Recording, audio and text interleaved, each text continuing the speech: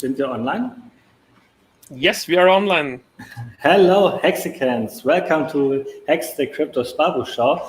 Today we have a great guest. You all know him. It is Ryan LOPEZ, and we're going to ask him all the questions you want to be answered. Hi, Ryan. How's it going? Hey, good. How's it going, guys? What's going on, everybody? Really good. All right. We all three are travelers right now, Nice. all HEX travelers. Where are you at? Tell us. I'm in Colombia actually right now. Nice. I'm currently in the coffee region, Payday. So where is it on the map? Is it in the north? Yeah, it's pretty cool. It's actually, if you look at like Medellin, the coffee region, it's a little bit south. So it's like maybe kind of centrally located. But it's pretty cool, pretty similar to Medellin, I would say, like the temperature and everything. Pretty nice city. And I just got in this weekend, and I came because there was toque de queda, curfew in Medellin, and I came to kind of escape it. But then they just started it here in Pereira this weekend, so I was like, oh man. So yeah. Still no party. I think it's awesome that we all three Hexicans are traveling right now. Patrick is in Colombia as well. I'm in Mexico, and the topic of today is financial freedom through Hex. And I'm guessing like all three of us are able to travel. We love travel, just we can only do it because of Hex. Is it right for you as well? Yeah, yes, it's because of Hex. It's given me the financial freedom to be able to kind of do what I want to do. And, I lived in Colombia in the past, and I knew that I wanted to return. So I came back October of last year, and I've been here ever since. And, it's been going great. I love it here. Been, working on different style of videos. And for now, just kind of enjoying it. Maybe I'll go to a different country in the future, but for now, just trying to enjoy it here in Colombia. And I just met up with Hexline in person last week, and, we talked in person. It was really cool. That was like my first real life Hexican meetup. And I was just telling them before the stream, like it's super cool when you meet other Hexicans in person. It's just like a different feeling, like right now we're chatting on stream, but when you're in person, you're just like, you just kind of talk, vibe out. You can see him face to face, really cool. It looks like we lost Abbott. Yeah, we lost Abbott for a second. I guess he's changing to his mobile internet. It works better, and he will come back in a minute. But awesome, Ryan. And yes, for me it's the same. Like only due to Hex, I have the possibility to travel the world. And one of the first questions we have to our interview partners is, how did you find out about cryptocurrencies? Sure. Well, I was in Colombia in 2017. I moved down. I was teaching English. And I remember at the time, my brother, the whole time in 2017, he was telling me, hey, Ryan, you got to buy Bitcoin. You got to buy Bitcoin. And he kept telling me the price, like every month, like it's going up. You got to buy more. And the whole time I was just like, oh, no, cryptocurrency, Bitcoin, no. And it kept going up. And when it kept going up and I didn't have any, I started to feel kind of like mad, or I don't know. I was just like, man, and then I finally got back from Colombia in December 2017 into the US, and my brother, he made me buy one Litecoin, and I bought it on Coinbase, and then in one day, the price doubled, and I was just like, wow, this is pretty cool. And then I bought some more, and then the next day it went up again. That's when it went to like $400 or something. And then I was just like, oh my God. And then ever since then I was hooked. I started researching all kinds of, just like cryptocurrency, fiat currency, all just really going hardcore into it, just like the history of finance and then the dollar and just central banks. And I was just really addicted for a while. And I also had like a portfolio in 2017, which was, some random coins, junk coins, but it went to a very large value and I never cashed anything out. And then I wrote it all the way back down, and I felt horrible. So I spent like 2018 and 2019 research, trying to prepare for the next bull run. And then you found Hex, right? Yeah, and then so I came back from Colombia. I was broke, dead broke, had no money, super depressed, sad. I felt horrible. It was a horrible feeling, just being just completely dead broke. My cryptocurrency portfolio went from like 100 grand all the way down to just like 5 grand, just some random shit coins, junk. So I started really trying to think, how am I going to figure out my life? You know, so I started trying to get back into my career as an actuary. So I started studying for another exam, and I just really trying to get back into the career.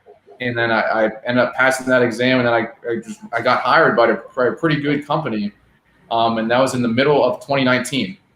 So it took me a while. It took me like 6 or 7 months to get back into the corporate world, get myself making some income again. And then I had some money started coming in, and luckily I didn't have any large debts at the time. So, and then I think started in July 2019. Then like I started researching cryptocurrency again, because I had some money to like some capital, and I started really researching privacy coins. I want to say October, November of 2019, really hardcore privacy coins. And then in December, at the end of November, I saw a video on YouTube with Richard Hart and Tone Vase, and it was like that one where they were battling. They were battling, and then all this stuff, and Richard was promoting Hex, and like everybody was just saying this Hex thing was a spoof. It was a scam, and even me not knowing anything, I was like, I'll never really what's that Hex? But then I was really intrigued because the way Richard answered those questions, I thought, he answered them pretty intelligently, and then I thought, what is this? So I started looking more into Hex, and that was about in the first week of December. And then when I looked, I was like, oh, this thing already launched. And then it was like, I think December 5th or December 7th. And I was like, oh, it just came out. And I started looking at it, and I was just like, wow, I've never seen anything like this ever. Out of all the coins I've ever researched, I've never seen anything like this. And then it all clicked. It all made sense. And I was like, wow, this is the one. And I remember I started telling all kinds of people, hey, this is it. Let's go start, I think I'm going to buy heavy on this one. And I started telling all kinds of people, and I just started DCAing in. And then it went up, and then we lost him. I don't know. He seems to be lagging right now. Oh, am I lagging? No, everything is good. So we heard that Hex went up, and then and then in like March or April, it really went parabolic, and that was just a crazy time. I'm sure for you guys as well. Just seeing that, it was just so wild. It was so wild. But yeah, so and then like actually it's kind of a year's day, because it was the 18th of April last year when the price doubled in one candle. Awesome. Yeah, that was so crazy. Yeah, crazy times. This was like, it's great that Patrick remembers all the dates of Hex. You can ask him any date in the past, and he will know exactly what transaction on the blockchain had happened for Hex. It's crazy. Oh my God. Just like Patrick just said it, it's Hex doubled the first time in price. And now I remember, it was the day for me when I went all into Hex. I had some Bitcoin, and I just went all in. Yeah, for sure. And I want to ask, so you didn't FOMO in day one, you came a couple of days later, but since then you really made a lot of content about Hex, you really researched Hex. And what is your favorite feature about the Hex game theory? For me, for example, it's the locking up mechanism that I'm having in my ladder, and now I can't do anything to lose that, or to do something wrong, to maybe sell Bitcoin at $1, for example. Yeah, I like that. And I think for me, throughout my career as an actuary, I worked 3.5 years as an actuarial analyst, and I study a lot of like the time value of money, and just kind of like putting money into the future, discounting it, and just like compound interest. And that's like the basics behind just like compound interest is just such a strong feature. That's just really what a lot of things are based upon. And just looking at Hex and reading through the economics audit and everything, and just kind of realizing that this is just like pure, just mathematics of money, and then almost in like a new form. That's really what got me very excited. So that's when I was just like, wow, this is just a whole new form of mathematics. And yeah, and you know, locking it up and stuff. And then there's like game theory involved as well. So yeah, my favorite feature, I like the locking up aspect, but I just like the aspect of just thinking of just like the time value of money with Hex. Yeah. Awesome. Nice answer, definitely. Yeah. There's another Ellen, question go I on. want to ask you, because you said you studied money as well because of your job, and maybe this is a question to Patrick as well. What is money actually? Since I'm in crypto, I'm reading about money, and crypto made me understand that I have no idea what money actually is. So what is money to you? Yeah, my definition would be a form of economic energy that you use or you give to people for goods and services. And you know, when I was really just like researching just kind of fiat currency and different types of monies or things throughout, you know, the history of, you know, humans and as far back, like it seems like the most common thing that people have used is, you know, gold and silver. Just throughout the years, that's the only thing that's existed. And all fiat, you know, just fiat government-backed paper currency. If you look, every single one of them it's always gone down to zero, or it's always hyperinflated, and it's always, you know, gone into some new system. So I think that, you know, as far as any type of dollar bills, whether it's euros, whether it's the dollars, whether it's, you know, here in Colombia, Colombian pesos, I think they all, you know, they're all on a timer. They're all going to end eventually. So, you know, and then that, you know, and then you could think like cryptocurrency, just like this totally new form. It's only been out for 10 years, which nobody could really manipulate in a way. And it's kind of programmable, you know, and it's just on the blockchain, this whole new digital technology. And it's very intriguing. It's really intriguing when you start researching it and stuff. And it's just, if you know, it blends a lot of things. It's very abstract, you know, economics, just the like the money, world currency, different, you know, like human psychology. And it's just really very interesting. So yeah, money to me, I would say in short form, economic energy that you just kind of choose to give to someone or use for whatever goods, services. What would you say? What is money to you? I mean, when it Not comes sure. to the question, am I lagging? No, it's okay. Bit. Sometimes a little bit, but in general, it's okay. So when I get the question, what is money? Yeah. Money, there is a problem to tell that, because if you ask why the dollar has value, the answer is because it has demand. And if you ask so why the dollar has demand, the answer is because it has value. So like you are in a circle, and to answer that question, you need to go in the past and look like what was first. Was there first the good with demand and no value, or was it first already the good with some value and no demand? And to decide which is a good money and which is bad money, the good money always had demand before it had value. So in the case of gold, for example, like thousands of years ago, they already used gold without giving it like a dollar value or some kind of value. They just gave it a value in comparison to other things. And if you compare it to this question to the Bitcoin, for example, there was also at first there was demand for Bitcoin before it had value.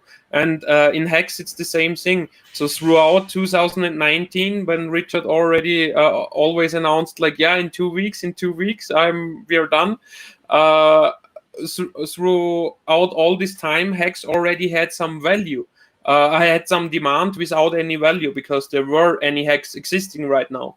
And you saw it on the first day, like what people are doing, you know, giving it too much value on the first day because they waited so much. Yeah. And since the first day, the Hex price is only decided by buyers and sellers on the free market. So that's really what money is supposed to be, besides like that it's you can't copy it, you can't double spend it, you can easily travel with it, you can exchange it in smaller units, and so on and so forth. Well, I have no freaking idea what money is, and I love to ask you this question so you can give me one of your valuable answers. I just loved your answer right there, where you said, is there demand or value first? I have no freaking idea what money is. All I know that is money was something that I was chasing in the past. I was trying to study, I was trying to work, I was just focusing only to get this money, even though I had no idea what it is. And now with Hex, since I have this money now and I'm able to travel, I don't need to chase the money, I don't need to work anymore. The only thing that I'm doing right now is to focus on my own goals. So money is just something that makes me able to spend time and reconsider my life and really work on myself compared to work for a company. And I think this is what money is to me, actually, the possibility to focus on yourself. And if you don't have money, you cannot focus on yourself, then you have to focus on a job and things like this. We have from the chat someone saying why everybody is moving to Colombia. And actually, I have been in Colombia a lot of times since the last 10 years. But right now, our idea was that Abid is coming to me to Colombia, but we changed plans due to the COVID rules and regulations. So in 2 weeks, I will be streaming at Alan's place from Puerto Escondido from Mexico. Exactly. Nice. So Patrick will come here to Mexico. And Alan, that was a great answer with what you think money is. Thanks. Yeah, Patrick will come here to Puerto Escondido. We will hang out here and really concentrate on Hex content. And that leads me to the next question, Ryan. You are working on content right now as well. What are you doing? Tell us about it. Yeah, sure. I'm here in Colombia, and I've been got here in October of last year, and I just knew I wanted to make some content in Colombia, different style videos, and I kind of was just testing things out, trying different styles of videos, and now I'm doing I've gotten into walking tours. So I'm doing like walking tours where you're just kind of ambient sounds, ambient visuals, and trying to produce just the highest quality video possible, and just a really good flow, good sound, good visuals, good color grading, and just a really high quality video to almost where the people could really immerse themselves in the environment. So I've just been studying, really just trying to how do you make the highest quality video possible? And there's a lot of things that go into it, whether your frame rate, your resolution, what kind of color profile you're using, the ISO, the white balance, what kind of filters, what kind of mount you want to use, what kind of camera. And then, post editing and things. And there's just a lot of, then it comes into putting your own artistic flow and touch on the video itself. So that's kind of what I've been doing. And yeah, I've just been really focusing on that pretty much. I think it's awesome. You produce really high quality content, and it pays off, right? Some of your videos have 30, 50, 60,000 views. And beneath that, there's in the description, there's everything you need to know about Hex, right? Yeah. I have a whole thing about cryptocurrency. I have my course. I have the Hex website. I have the Staker app. I got a couple sales on my course, but I haven't really had anyone directly reach out to me and ask me more about crypto. But I do plan, my goal is just to kind of, grow a following, build a kind of a following, and then slowly kind of, maybe do some kind of promo videos, or kind of do crypto consulting or something. But right now I'm just kind of trying to grow my user base. And then whenever I want, I can kind of direct it. But I still do have everything for crypto underneath it, and, for people to kind of, if they want to get in or have any questions. Yeah. So Ryan, for the people out there, what is your channel called? And just give us the names. Sure. Just search Ryan Lopez, and I think it should be one of the first things that pops up in YouTube. There's my Colombian one, and I have my crypto one. So yeah, and with my Colombian one, like I said too, just been really trying to try different style videos. And for any other Hexicans out there that are just starting their channel or trying to do different type of hybrid content or something new, I just saw one guy, I think it's called Staked Wealth. He was just doing kind of talking. Like a walk and talk style format, which seemed pretty cool. My advice would be just, get out there, try some things out, see what kind of styles you like. You know, it doesn't have to be always in front of the computer just looking at charts and analysis. You know, that stuff is great, but I think it's cool to kind of be able to connect to people in like a different way too. Just, you know, just try to like, you know, down to earth or some kind of different style format. So my advice would just be get out there, try some different styles, see what kind you like. And my recommendations for anyone, you know, if you're going to buy any kind of camera or anything, I would recommend 24 frames per second with the 4K resolution. Definitely you want to get some kind of external microphone. The one that I like a lot is ETM001. And then another one I've been testing out is like the Cerasonic or Ceramonic XM1. Those are really great microphones. And there's also, you can even take it a step further and get into the ones that it's like the virtual reality microphones, like the 3D sound. I haven't tested those ones out yet, but like those are possibilities as well. And then for just like, it really depends what you want. I've seen some people who do like the DSLR kind of like a gimbal rigged, but that's kind of big and bulky. But I would recommend maybe more action camera, like Osmo Pocket Cam 2 is the #1 like low light camera on the market now. It's super versatile. That's the one I would recommend to anyone who just wants to get out there for on the street. Osmo Pocket Cam 2, bunch of accessories, or if you want, you can do the GoPro Hero Black 9. Those are my 2 recommendations. But Osmo Pocket Cam 2, super great, awesome. And they just came out with a new drone, the Mavic 2S. I was testing with the Mavic 2, the Mavic Air 2. But you know, you can get into the drone stuff too. There's a lot to learn with videos, videography. I think it's just about, you know, it's just a learning process and finding your, you know, your flow, your niche, what you like to make, and just trying to get really good at it and make good, high quality content. Yeah, it all depends on what you want to do, right? Patrick, for example, he's not into video editing and shooting stuff like this, but he does other things. But it's great that you are educating people and giving advice on what camera to use, because I wanted to ask you, what do you think, what in your mind can people do, Hexicans do today to like bring Hex to $7 in the future? Because if we want to higher the price, then we have to do it by ourselves. That's what I'm thinking. And of course, I want to give a shout out to your channels as well. We have them in the chat right now. I'm thinking every Hexican should go to your channel, subscribe, leave some comments, because like a lot of people are seeing your videos, for example. And then when they see that there are a lot of Hexicans talking to you and cheering you on, then those people, those no coiners will see, oh, that's a great community, and maybe ask you about Hex. And what I want to do is that every Hexican is daily doing some due diligence where they just like everything on Twitter, on YouTube, and so forth. So what is your idea? What do you think Hexicans, normal people, could do to bring Hex to $7 in the future? Yeah, I think that's a good point. I think we just have to work together. We have to promote hard. We've got to be strong, which I think we do. We have a very strong presence on Twitter. And you know, crypto Twitter is great, but I think we still have to branch out into other sectors, into other areas to get more eyeballs, because you know, crypto Twitter is just crypto Twitter, and it's almost like a closed loop, and it's good, but you know, everyone it's just there. You know, I think really, and right now for media, that there is not as much of a stream of new people coming in. You mean, or it's just like, you know, Twitter it's good, but I feel like right now too, I think the #1 way to interact is just videos, and the most popular platform would say YouTube, and then TikTok seems to be popular. And there's a Hexican TikToker, Super Hex Win, and his account seems to be doing great. So you know, I really just recommend people to try to make your interactions and your content just video based, and just really try to focus on getting like videos and your message out there through videos. And yeah, and you just working together, and like Abbott said, you know, supporting other people who are in doing other style of videos. And when people see that, man, these Hexicans are really strong. They're leaving all these comments. What is this thing?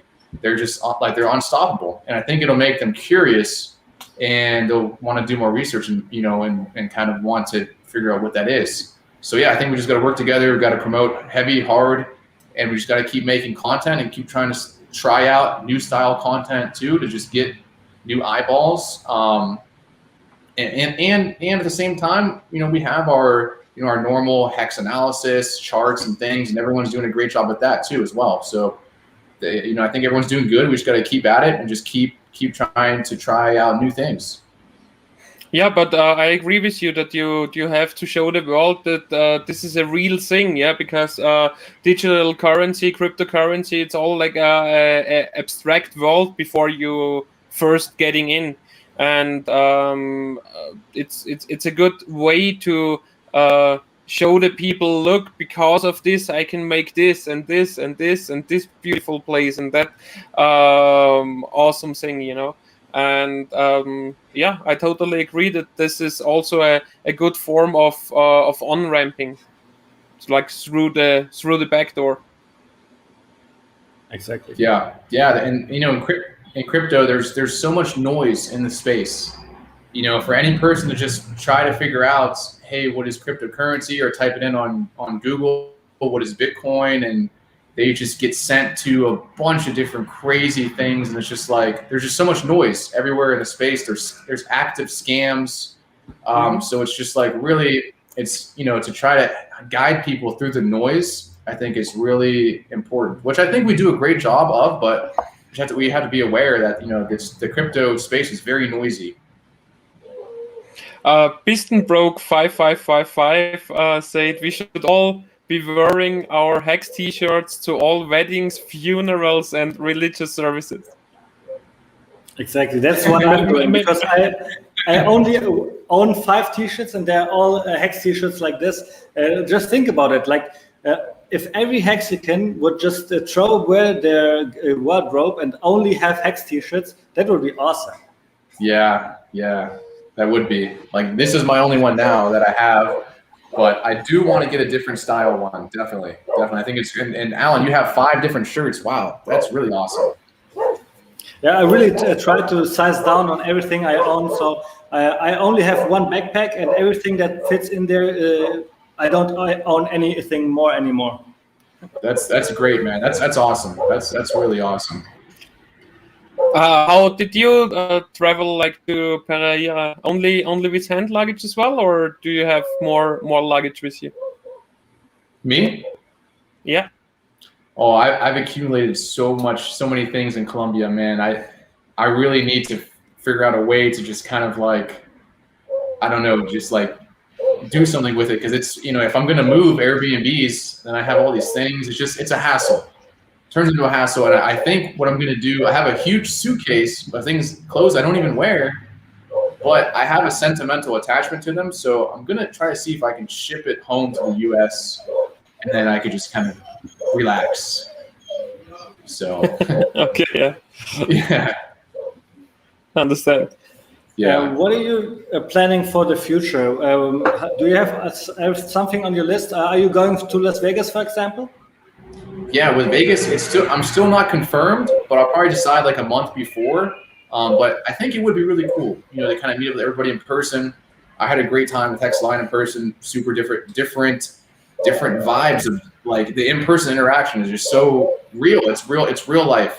So I think it would be really worth it to go to Las Vegas. It's in June, so probably if I'm going to go sometime next month, I'll probably buy a ticket. So yeah.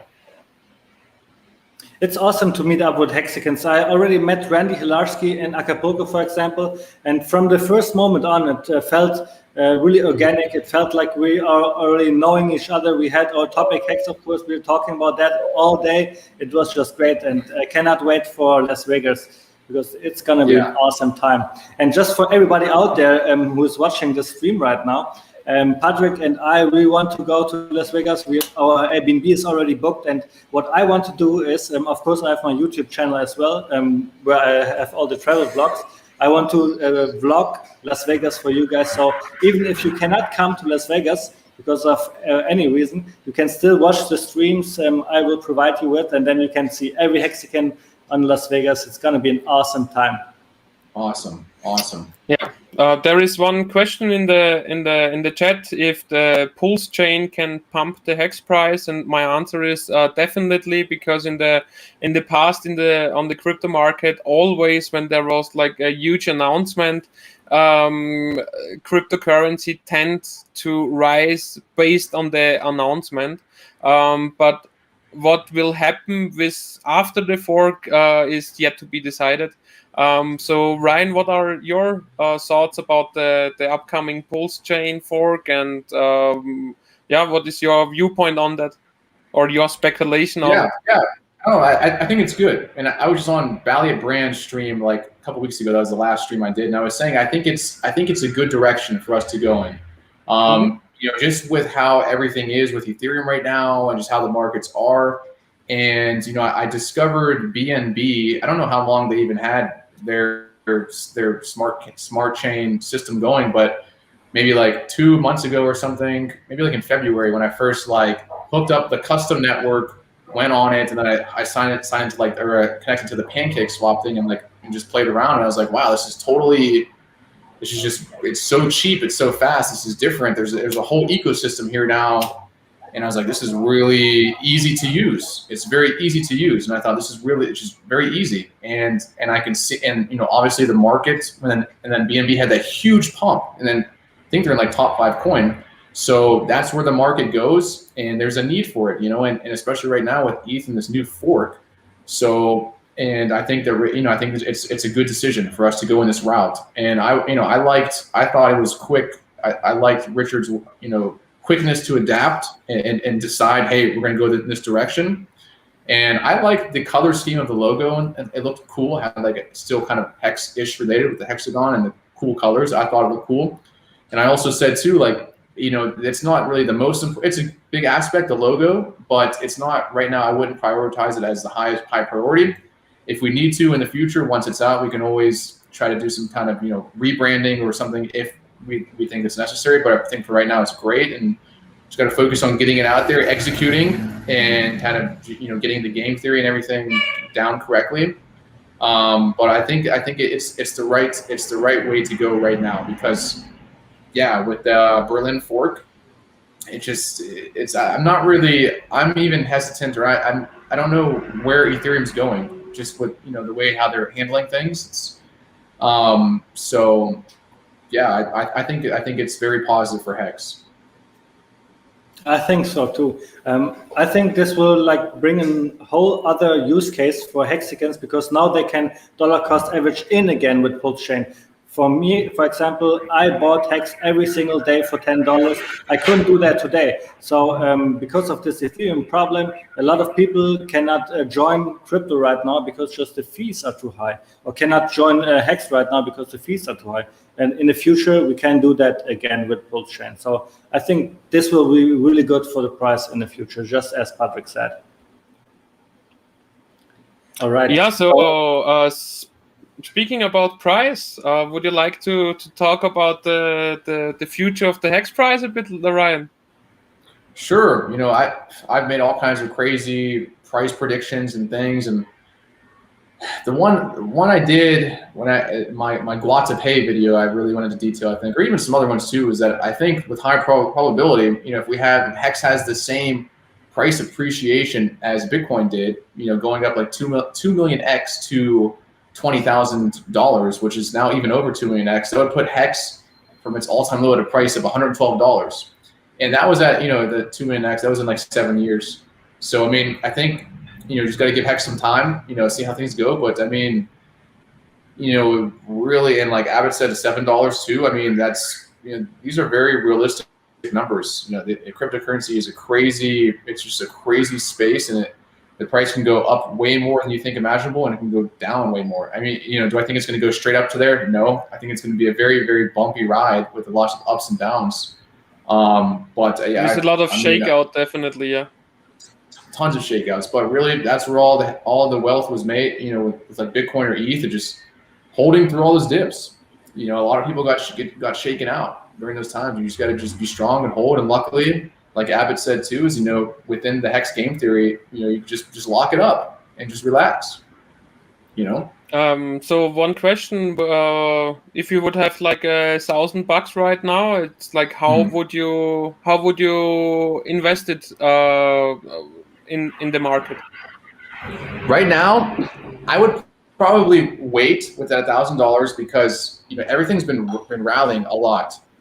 There's a potential it can go up, it can go down, who knows? But to get into ETH or into Hex, it's just like, the barrier to entry with the ETH fees, it's just a lot. You're going to be cutting into your product, just your purchasing power. So I personally, I would be more bullish on Pulse, and would maybe hold for Pulse. But then again, we don't really have an exact launch date. We don't really know when it's coming up. But maybe just get into the markets if you don't have any risk at all, if you don't have any exposure, maybe get into ETH or Hex, and then just kind of wait. But I would be really anticipating Pulse a lot more right now, just because usually there's more opportunity when things are just brand new, just starting out, and more explosive. So that's what I would kind of be looking towards if I really am looking to multiply some money and get like a really fast, just quick or huge pump gain.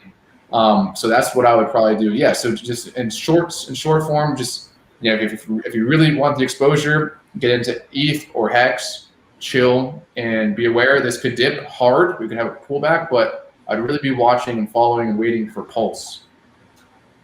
Yeah, but that's why I would recommend to get into Hex right now, because then I have the Hex on the Pulse chain already. That's a good point. That's a good point. And also, I don't like the waiting game, because if you wait, two things can happen. First, for sure, the share price will run away from you, because the share price is always going up. But the second, you never know if prices will be cheaper in the future. Of course, it can go down, and then you can have a better entry, but maybe it never goes down to the point where you wanted to get in. And if you don't have any disposure, if you don't have any crypto, I think you should get a little bit, and maybe then, if you have a little portfolio, maybe then you can wait a little. Actually, yeah, and then thinking about that too, I think that would be a good plan to, if you do get into Hex and you decide to do a stake, I would not recommend doing anything ending this year, and even the second half of next year. I would just do a long stake, lock it up, and just really go with confidence, that knowing that, hey, when I end stake this, the fees are going to be fixed with Pulse. So yeah, actually, that's a good way. That's a good plan. That's a good game plan as well. Yeah, and in doing so, you don't need to keep so much ETH. So you only need to keep a bit of ETH if you want to do something with those Hex on the ETH blockchain after the fork as well. But in general, just to end stake them in the future on the Pulse chain, you don't need to do anything, and for that you don't need to reserve like a amount of ETH. Yeah, that's a good point. And and just you can always just do it like a night, like Kareem says, just do like a 5-5-5-5, lock it up and start your longest stake first, and then after that you're pretty much locked into the system, and then you're forced to just research everything, follow it. And then you have that share price in the longest, so it's just like you could do that method as well. Of course, yeah, just like put some play money for 5-5-5-5, and after 1 year you look again in the stake cap and like, hey, what is this here? Hey, what is this? I have all this money now. Yeah. If I could start all over again, I would do just as you said. I would do my 5-5-5-5 first, and then maybe go back 14 years, 13 years, 12 years, and so forth. What I did back then, and I wanted to ask you about that, Ryan. What I did back then was I made many stakes. I made a lot of stakes that were really, really small, and they didn't. Now they don't pay out, but unlikely. I'm lucky because I don't make a lot of stakes in the first beginning, like of 2021, 2022. I staked out to like longer than the average. This was my goal. So I'm like right now, I'm not having all my stakes ending, and that's why I can just wait for the Ethereum Pulse chain or the Ethereum fees to go down. But you made a really big ladder in the past as well. Did you make daily stakes as well? Yeah, I was just telling Hexline in person too that when I first started making my stakes and I was trying to decide how do I want to do my ladder, what's a good amount that I want to use, and I did like 20,000 hex. I did it like every week for like 3 years, I think, the first 3 years, and then I was like, wait a minute, this doesn't feel right, and I started redoing it with like 100,000 hex a week. and I redid it. And then after 3 or 4 years, I went down to 50,000 a week.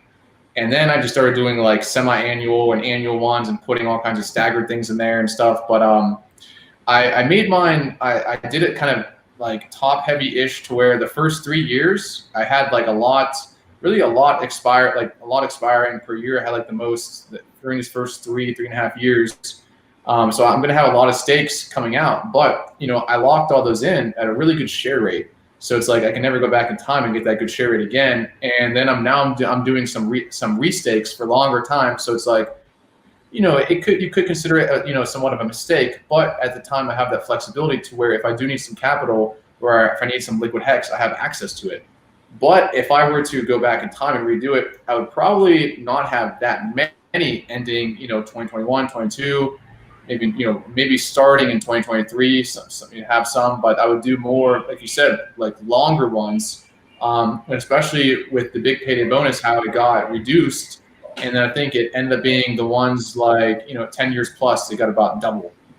So those were some really juicy, good opportunities to get that long share rate locked in and everything. And I probably would have done a little bit more longer ones.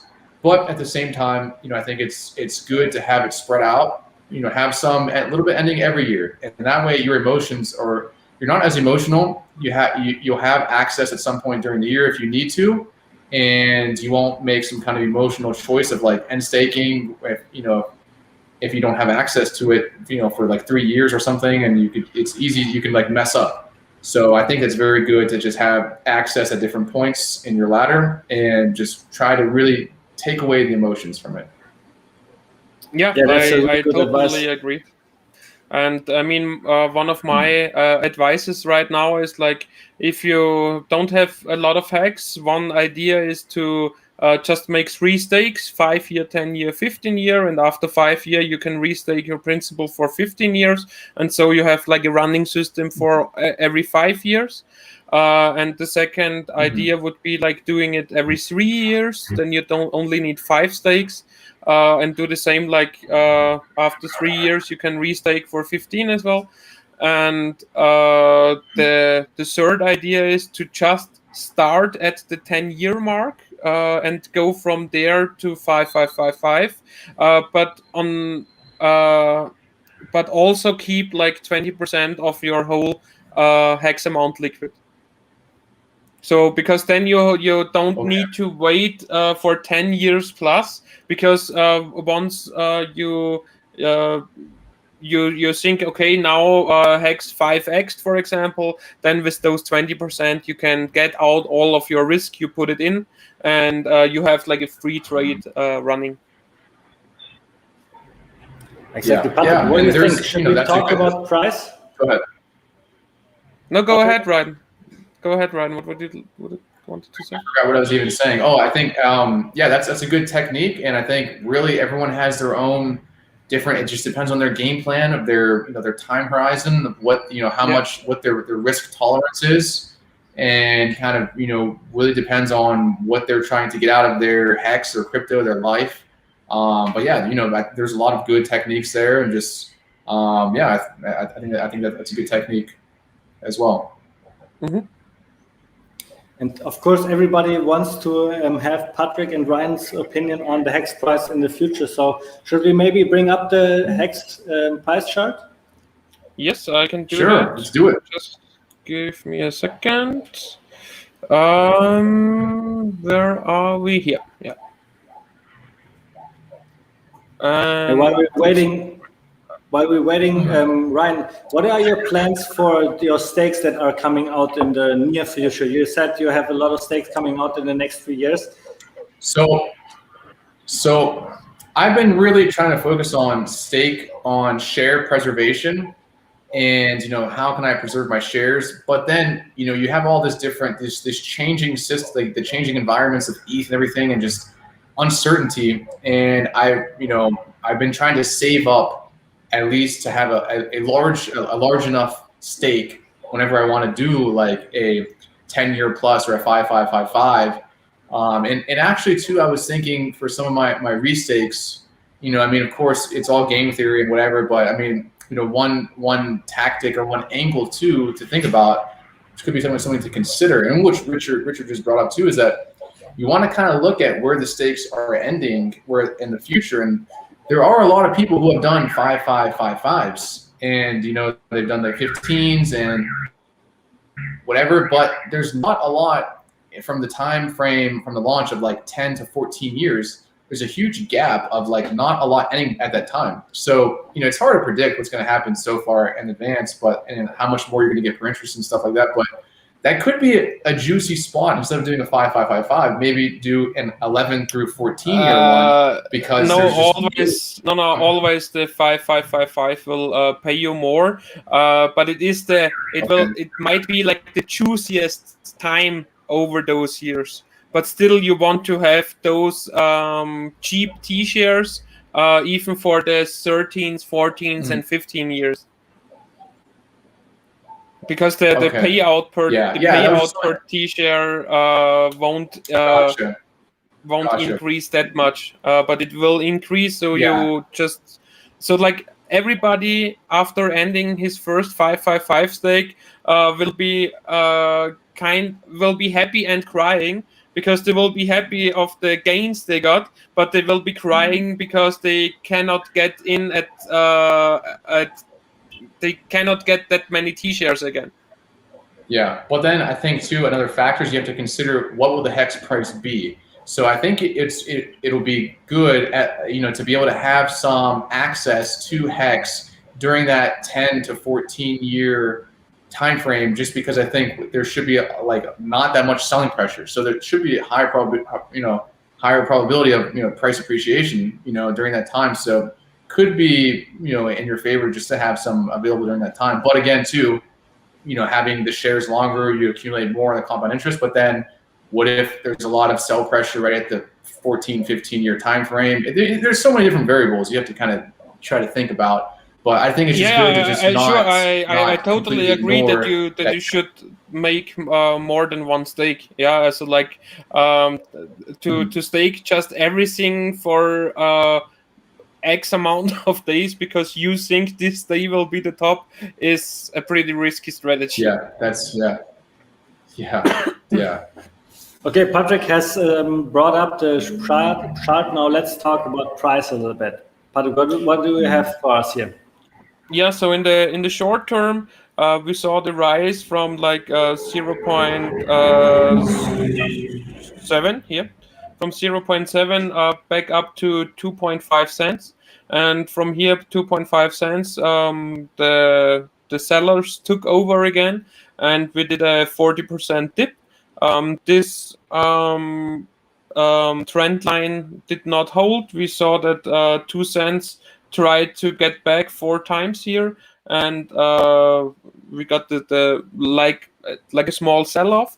But here, this support line, the under support line right here, which you see here and here, like picked or like touched.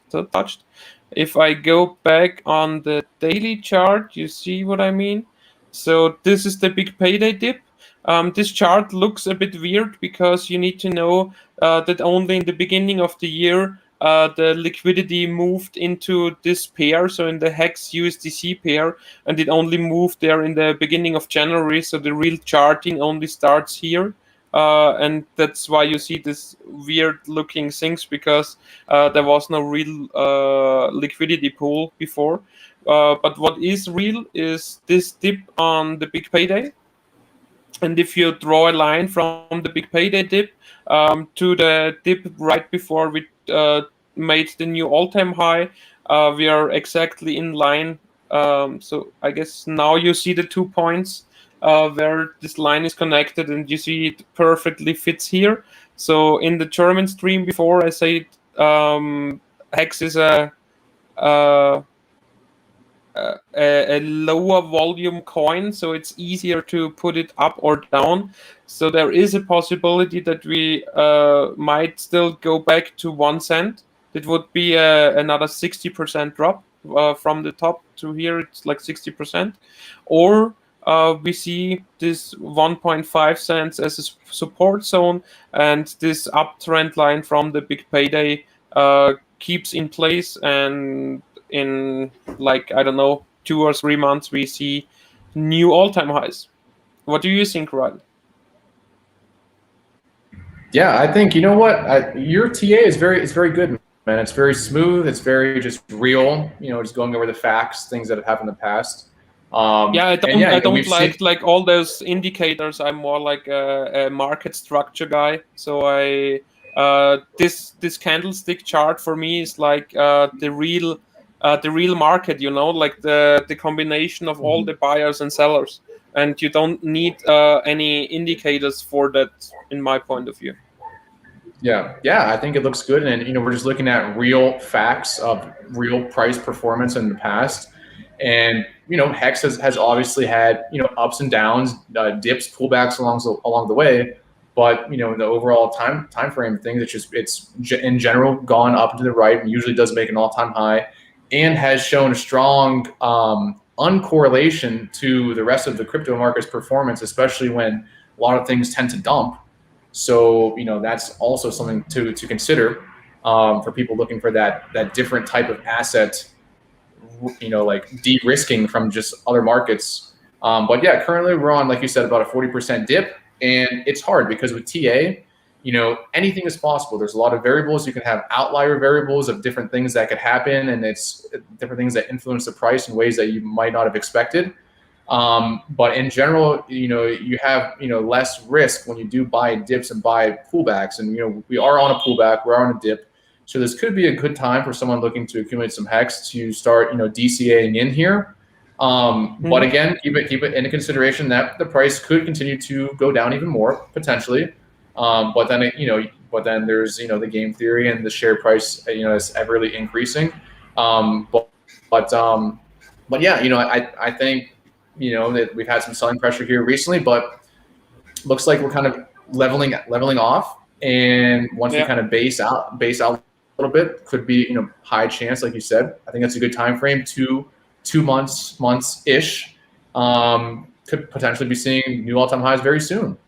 Yeah, I totally agree on that. Yeah, and I also on the German stream before, I said I would definitely buy a bit at this price point, because it is on the support line, and it looks like that 1.5 cents is becoming the new support. But I won't go all in on this price point, because there is a possibility, if the general crypto market, if there is something happening, you know, and we get like a sell-off as we got in last March, for example. So there is a possibility that we also see another dip. So I won't go all in at this price point, but it's definitely not a bad price point to go in right now, like 35% after lower than the all-time high. Yeah, I think it looks good. I want to talk about a train of thought that I have a lot when I'm looking at the price. So right now we are at 1.5 cent, right?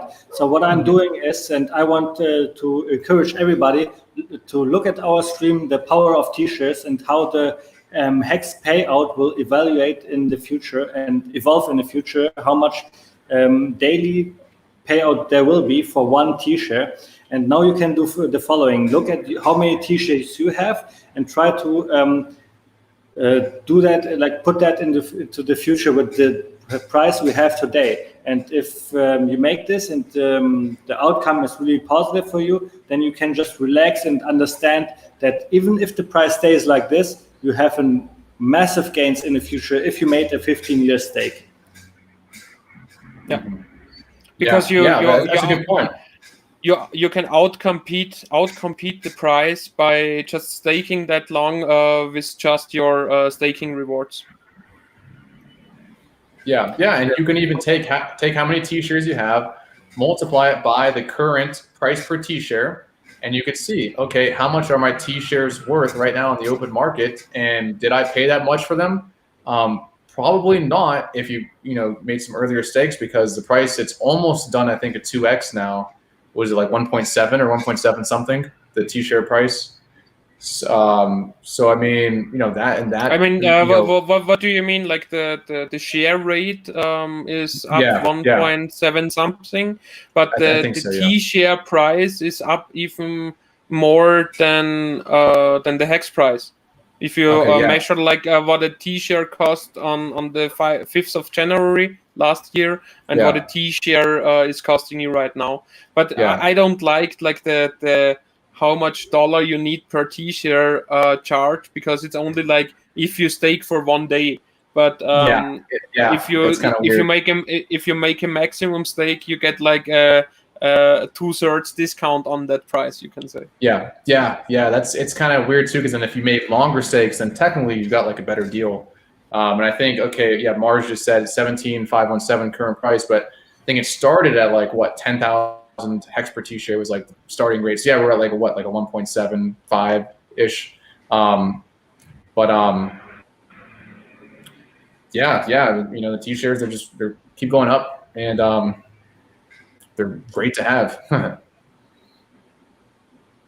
Okay, my Hex Lion in the back just said that I should import another address, and now I'm bringing on Etherscan and put this address in. Just need a second to pull up my screen again. Here Hex Lion is always watching. He's always watching. Yeah, the lion is always doing his thing as well. He's helping us out in the background, giving us. Yes.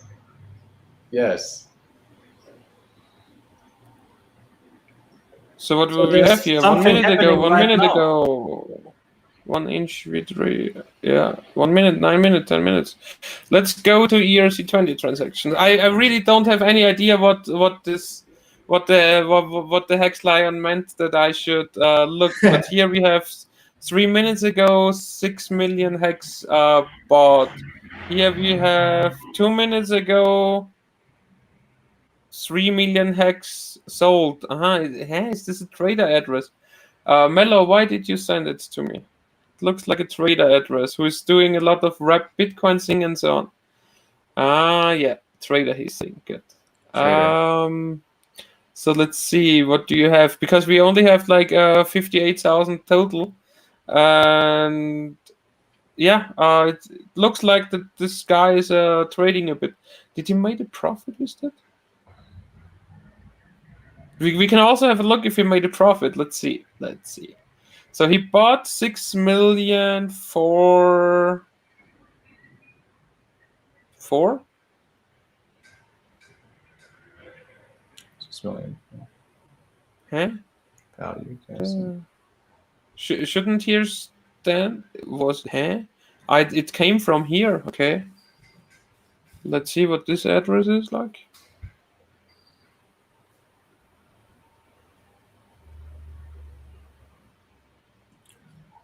Was it the end stake? Now I'm confused right now. Yeah, sometimes it gets. Imagine being tricky. Like a blockchain analyst and doing like this, like Silver the Antidote, like all day. Yeah, I would have such a headache. Yeah. Got to get a headache at sometimes doing that. Yeah, but actually, as you can see, so some traders are also thinking that this might be a low point.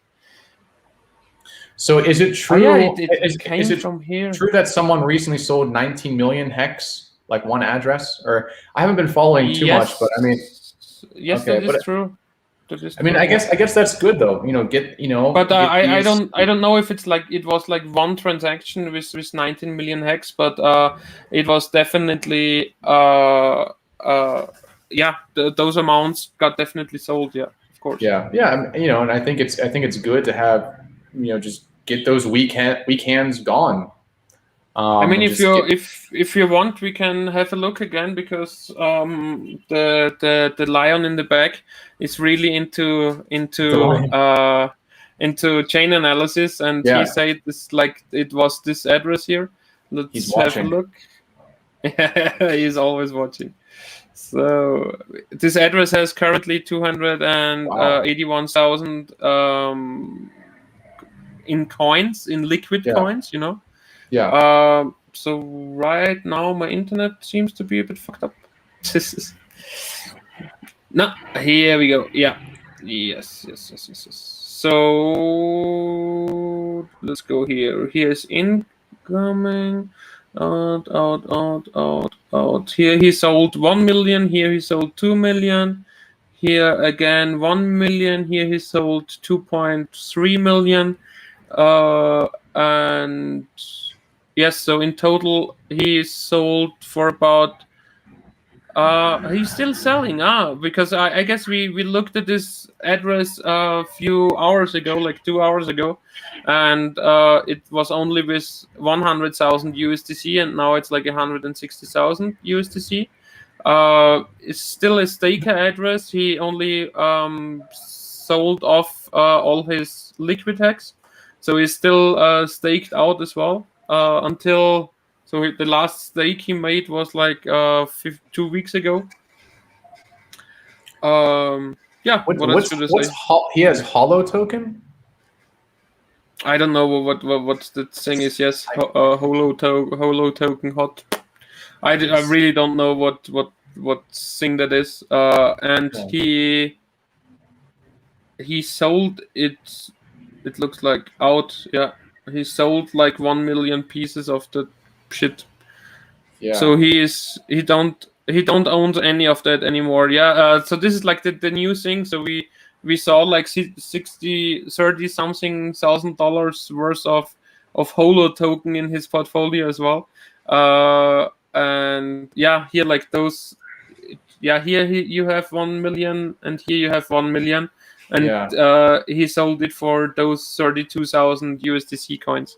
And now he has like 136,000 USDC. Yeah, I think it's good though. It's good to just get rid of these weak hands, let them all sell out, and it is normal. The buyers, the bulls take over, then the bears, and eventually we just kind of, as the selling pressure gets lower and lower, could have a higher probability of higher exponential appreciation. Sure. Mm-hmm. All right, great. So this little excursion, like this little go out to Etherscan IO is always fun, but now let's end it.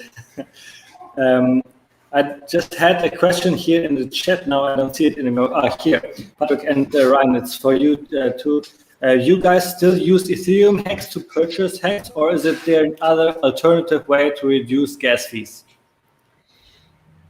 Well, there's the Matic network, which I have used, but it is cheaper, but it's a little bit more time consuming. Maybe depends. You have to you have to set it up, and you got to kind of wait for it to switch to L2 and everything, and you do end up paying a little bit in gas fees. But I use that. I test it out, but I just I generally for right now for ease I would just prefer Uniswap. But again, it just depends. It just depends on what you want to do. But yeah, I think Matic would be the quickest way to buy and sell, or the cheapest way to buy and sell. I don't know what you think, Hexline, about that. I would also say so. Other option you have is still get yourself an account at HitBTC and trade with a central exchange. And the third option you have is looking how the fee structure is with the Ethereum blockchain, because usually on the weekends there is like a dip in the fee structure where there are some hours where it's usually under 100 Gwei, and if you then go and make your Uniswap swap, then you can be cheaper. And if you want to have, you can also place limit orders, but there you also need to exchange your ETH into wrapped ETH first, and with those wrapped ETH you can make limit orders, but then you are still on layer 1 and won't have to pay a fee each and every time you want to exchange. But you need to think about like, how will I place my limit orders that they get hit, Yeah, well, that's the problem. If you put up a limit order and it never gets filled, that's a problem, right? Yeah, yes, I agree. It's better just buy it, be safe. Exactly, yeah. So those are like the options you have right now. I mean, I'm also looking forward to the Pulse chain, where you can do all this stuff like 1 year ago, where you could do it with 1 to 3 cents of transaction costs, and then it doesn't matter, because right now it matters a lot if you want to onboard somebody, and then you need to explain, yes, like the first $150 we need for fees. And so how much do you have? Do you have like more than $1,000? Because otherwise it won't be worth the fees, and so on. Yeah, that's tough. Yeah, well, it really sucks for adoption, but as we said, I think it's the big whales that drive the price. So adoption will help to make the price go up, but it's not everything. But if we can get that back again, it's just price positive, totally price positive. Yeah, I agree, and I think I'm confident that everything will be okay, or work itself out eventually with all the gas. That seems to be the main thing, really. That's the problem. But everything else working fine, and whether it's the ETH network goes down and the price of the gas goes down over time, or the Pulse comes out soon, I'm confident. But we just have to wait and be patient. We're still only a little bit over a year old, so we're just in the very early days still, very early days, just working out all the kinks. But eventually, I think it'll be a lot easier process to kind of onboard or get people in and not have these tremendous fees. But yeah, just got to be patient and just gotta have patience, I think. Yeah, but still, you should consider yourself like getting some right now, because then you have it already. You will get the copy once the fork is done, and once the fork is done, and you have the possibility for easy onboarding again, with fees of 1 to 3 cents. At that time, we won't be at 1.5 cents anymore, I guess. Yeah, but man, Distant Broke 505 says the onboarding feels like booking a Mediterranean cruise. Yeah, that's what it is. You tell somebody to get into crypto to get wealthy, but then they have to pay as much as they would pay for a Mediterranean cruise, right? Yeah. But the thing is too, it wasn't always like that though. It wasn't always like that, but just recently it's been. But yeah, that's a good point. Well, Patrick, give us your opinion. When should people transact? What should I do to avoid high fees? What is the plan for Hexicans to do those transactions? So my last transaction, for example, I did 2 days ago, pretty much around that time. It was on the weekend, and it was a time where the price of a transaction was under 100 GUI. And what I'm doing for that, like upfront, is that I just look at the internet site. I can just show it. It's kind of Etherscan. You just put etherscan.io/gas tracker, and here you get the current gas fees. So right now, I won't recommend to make the swap because it's over $100. You see it like here, how much you need to pay for it if you transfer Hex. Hex is also the technical standard of ERC20. So this would be the transaction fee. And if you want to swap ETH to Hex, then right now you would need to pay over $100. And just imagine if this average is going down 50-60%, then this average is also going down 50-60%. So the last swap I did was like with $50, for example. And here you have the historical gas prices. And here with the average line you see days ago, 17th of April, it was the the lowest on this day was 71 Gwei, and the average was like 136. So I got some timing around the 100 Gwei. And there would be another site. It's called Hexicans. I don't load it right now because it takes always 1 or 2 minutes to load because it's pretty data heavy. And here you can also look up the fee structure of the last 30 days, I guess. All right. So I think with those advices, you can really wait for a good time and look at how the gas prices are evolving to get a right moment for your trade, so you don't have to pay too much. What I don't like when people go on Twitter and just screenshot how much they would pay to end stake, because obviously they didn't do that, what Patrick is just saying. They didn't look at the gas price, when is it up, when is it down. They didn't choose the weekend, for example, and things like this. They just show a current moment they just saw. So there are certain things you can do to lower the gas fees, right? Yeah, definitely. And also, especially with the end staking, you have 2 weeks of grace period where you don't get penalized. So just wait for the first weekend after your stake had the 100% progress. And yes, just you can also go in on Friday and just put 100 Gwei and look on Sunday evening again if it's done. It's also Patrick, I wanted to ask you something. Now I remember. So now let's try to make a train of thought here. What is if somebody wants to end stake today, but the gas fee is so high, so it's not worth it, right?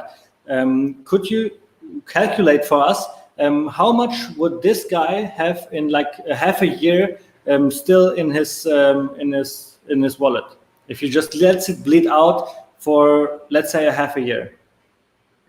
Let's say half a year, so 6 months, so 26 weeks, so 24 weeks, he would still have 76% of his current value.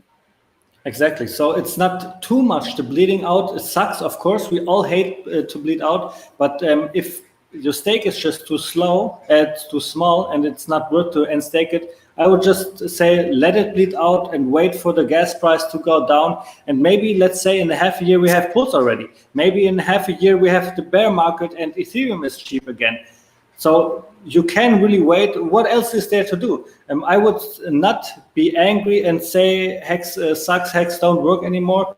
I would just lay down and keep the head down and just wait out. Yes, kind of, yeah, because you also have to take in, yeah. I mean, if it's really like not worth it because it's under 1,000 hex of current value, then yeah, let bleed it out and wait for the pulse chain.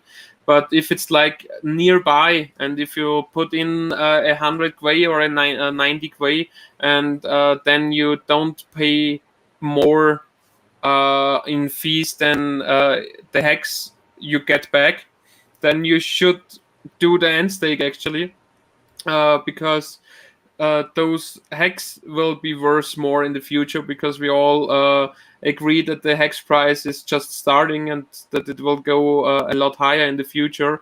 So it's still the best to get as much hex as possible right now.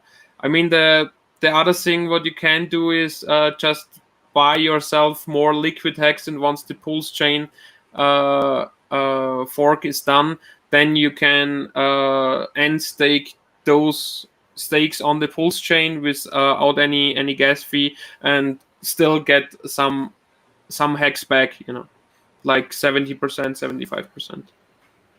But what I just wanted to say is, obviously for you it was really easy to calculate it. It is after 2 weeks grace period, you lose 1% every week, right? Yeah. And then just calculate it out. If it's not worth yet, maybe it is worth in the future. Maybe in 1 month, for example, the gas price got low, or whatever possibility. But you can calculate how much you're gonna lose by bleeding. I need to say here, I have some stakes bleeding, and they were they weren't they were nearly worth it when they were like with the 100% progress. But then I decided, no, I don't want to unstake them because it's like a few dollars minus I would make. But right now with the higher price, it would still be worth it right now, because now Hex from the point I decided to not end stake to the point right now, Hex at least doubled in price.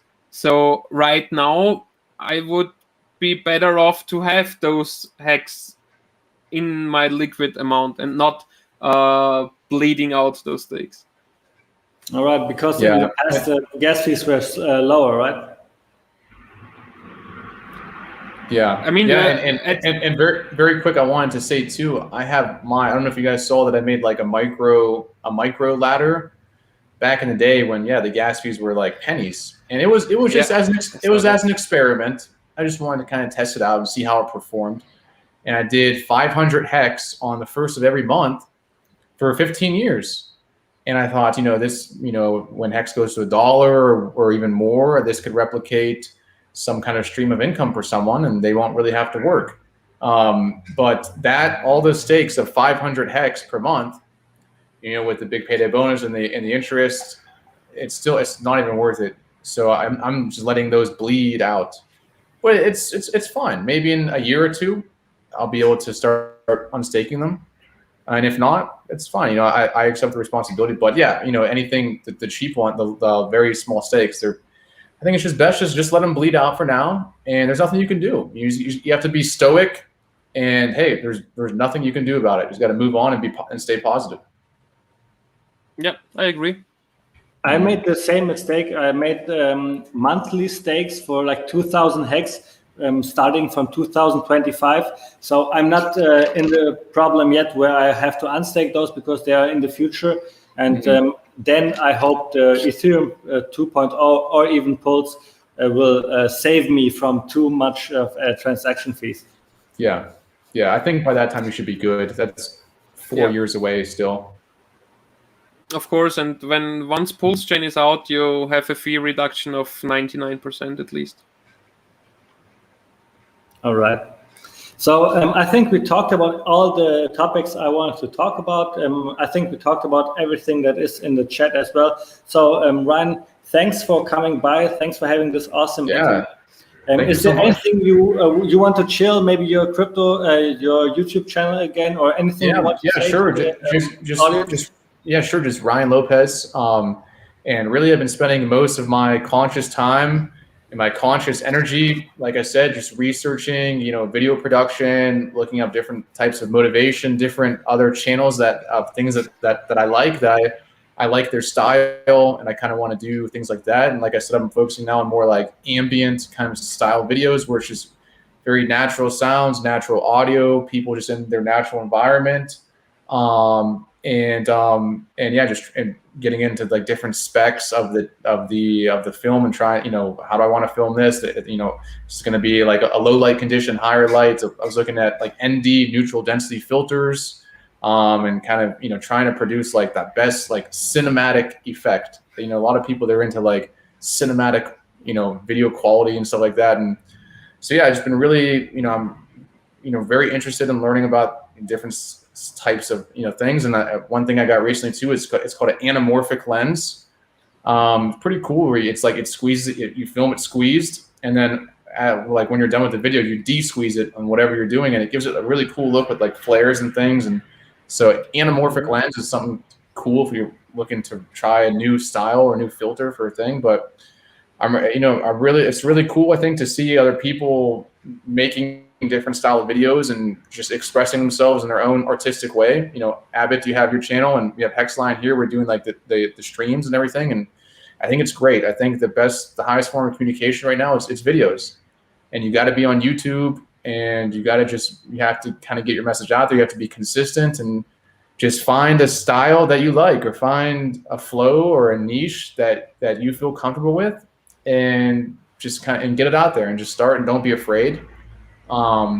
yeah, and if anyone has any questions whatsoever about anything related to camera gear or filming or whatever, feel free to shoot me a message. I'd be happy to give you the advice to the best of my knowledge. I might not always be correct in things, but try to help you out, point you in some kind of direction for whatever type of camera. And my number one recommendation right now would be Osmo Pocket 2. Such a good camera. I can't stress it enough. Such a good camera. So versatile if you're going to be on the road, traveling, anything like that. Just it. Osmo Pocket Cam 2 blows things out of the water. I think it's way better than the GoPro. That is such a good camera. So definitely recommend that one to anyone out there who's on the road. And I think that's it, for today. And just we got to stay strong as a team. Really support each other. Everyone help everybody out, and just we're all in this. We got long stakes. We got to just support each other and just really try to be positive. You can't spend time being negative, complaining, just being sad about things. Just got to move on with your life, accept what's happening to you, keep going forward, try new experiences when you could, and just try to stay positive and just keep trying to spread the word about Hex. And the gas fee obviously is a problem now, but I don't think it's going to be forever. And eventually that'll be solved, and just got to just keep at it. So everyone keep doing the great work. Keep being strong on crypto Twitter, on YouTube comments, everything. Just keep pressing likes, keep leaving comments, keep trying to reach out to new people, and just help people out. And that's, we're all one strong team together. That's really it. And we have, King Richard, who I think Richard's a great leader. He really sets the tone great. He does things, he takes it the right direction. He's genius.